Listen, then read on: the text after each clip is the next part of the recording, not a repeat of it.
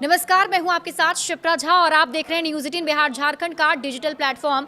बिहार में चुनावी बयार है और इसलिए बिहार का सियासी पारा अपने चरम को पार कर गया है और इस पारा को और हाई कर रहे हैं भोजपुरी के power star Pawan Singh.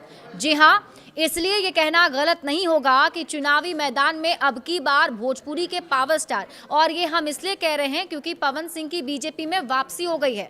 Pawan Singh Bihar BJP प्रभारी विनोद तावड़े के साथ उपेंद्र कुशवाहा के दिल्ली वाले घर पहुंचे, उनसे मुलाकात की। सवाल ये कि आखिर क्यों पावर स्टार वाली छवि वाले पवन सिंह को बीजेपी की जरूरत पड़ी? क्या बीजेपी पवन के सहारे अपनी सियासी धार को और तेज प्रवाह करना चाहती है, या पवन को अपनी सियासी पारी की गाड़ी में बीजेपी के पहिए की जरूरत आन पड़ी है? दोनों सूरत में पवन सिंह की बयार को बीजेपी के जैसे खेवनहार की जरूरत पड़ेगी। बिहार की राजनीति में विधानसभा चुनाव से पहले सीट बंटवारे को लेकर मंथनों का दौर जारी है और एनडीए महागठबंधन पीके की पार्टी सभी अपने अपने खेमे की अपनी अपनी रणनीति को धार देने में जुटे हुए हैं। एनडीए की बात करें तो एनडीए के लिए सबसे बड़ी चुनौती उन इलाकों में खड़ी है जहां 2024 के लोकसभा चुनाव में उसे करारी शिकस्त झेलनी पड़ी थी। ये वो क्षेत्र हैं जहां मतदाता नाराजगी और असंतोष के भाव लिए थे। अब सवाल ये कि पार्टी इन क्षेत्रों में अपनी खोई हुई जमीन कैसे वापस पाएगी? क्या उसके रणनीतिक बदलाव और स्थानीय नेताओं की सक्रियता इसे दोबारा भरोसेमंद बना पाएगी, या विपक्ष का दबदबा और मजबूत हो जाएगा? इन्हीं सवालों का जवाब एनडीए ढूंढ रही है और शायद उसका एक जवाब पावर स्टार पवन सिंह हो सकते हैं। याद करिए 2024 लोकसभा की बात। बागी पवन के निर्दलीय चुनाव लड़ने ने एनडीए के शाहाबाद क्षेत्र में सारे समीकरणों को मात दे दिया था। लोकसभा चुनाव में भोजपुरी स्टार पवन सिंह की बगावत ने उपेंद्र कुशवाहा को तीसरे स्थान पर पहुंचा दिया था। इस एक चुनाव ने शाहाबाद के राजनीतिक समीकरण हिलाकर रख दिए थे और इसलिए बीजेपी अब पवन सिंह को साध रही है। उधर पवन सिंह ने भले बीजेपी के वोट काटे लेकिन जीत नहीं पाए, दूसरे स्थान पर रहे। जीत की कसक अब भी पवन सिंह के दिल में भी है। वैसे भी पावर स्टार की लोकप्रियता को कौन सी पार्टी भुनाना नहीं चाहेगी। बिहार की राजनीति में पवन जैसे स्टार चेहरे को अनदेखा करना किसी भी दल के लिए आसान नहीं है। उनका प्रभाव सिर्फ भोजपुरी भाषी वोटर तक सीमित नहीं है, ग्रामीण और शहरी इलाकों में भी उनकी लोकप्रियता का जादू बरकरार है। काराकाट लोकसभा सीट की ही बात कर लीजिए।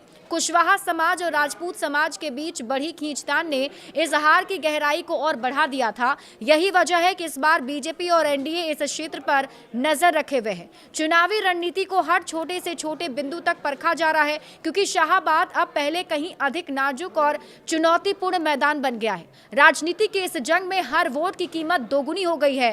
काराकाट में ही आता है शाहाबाद, जहां से पवन सिंह को टिकट मिलने का अनुमान भी लगाया जा रहा है।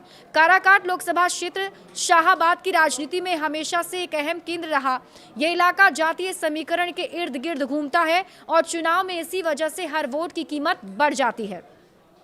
2020 के विधानसभा चुनाव में शाहाबाद की 22 सीटों में एनडीए केवल 2 सीटें जीत पाया था, जो इस क्षेत्र में उसकी कमजोर पकड़ को उजागर करता है।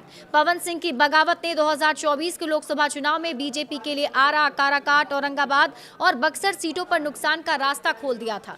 हाल ही में बिहार बीजेपी के दिग्गज नेता आरके सिंह कई बार पार्टी की लाइन से अलग नजर आए।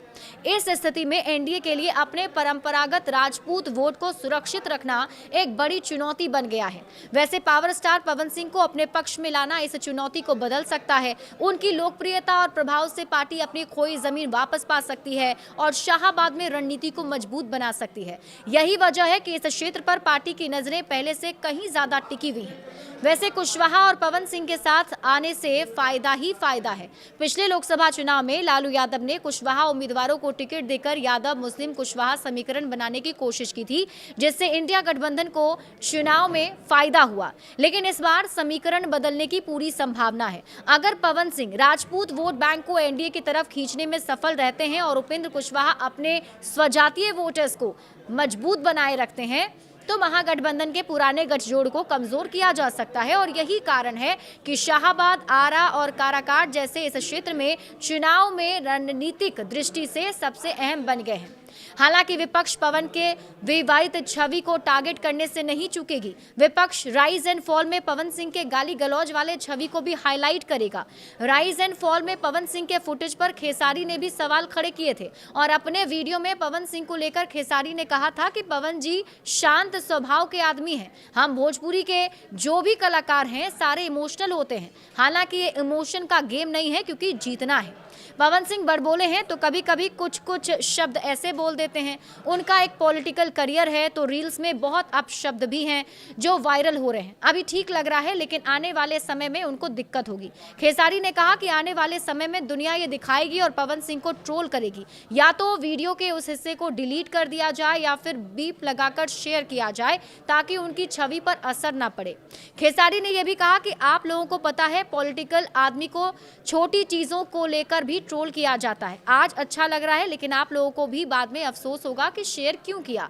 विपक्षी ट्रोल करेंगे कि ऐसी भाषा बोलने वाले आदमी को आप लोग नेता बनाओगे।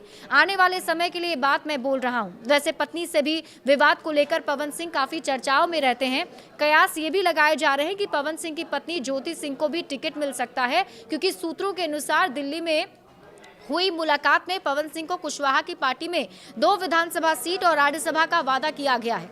बहरहाल अब तो वक्त ही बताएगा कि पवन के एनडीए में आने से बिहार के सियासी समीकरण को कितनी धार मिलेगी। पावर स्टार के परफॉर्मेंस से विपक्षियों को कितना टेंशन होगा। पवन सिंह को किस सीट से टिकट दी जाएगी। क्या पवन सिंह के फैंस वोटर्स में तब्दील होंगे। क्या पावर स्टार पवन के पावर के सामने विपक्ष चारों खाने चित हो जाएगा।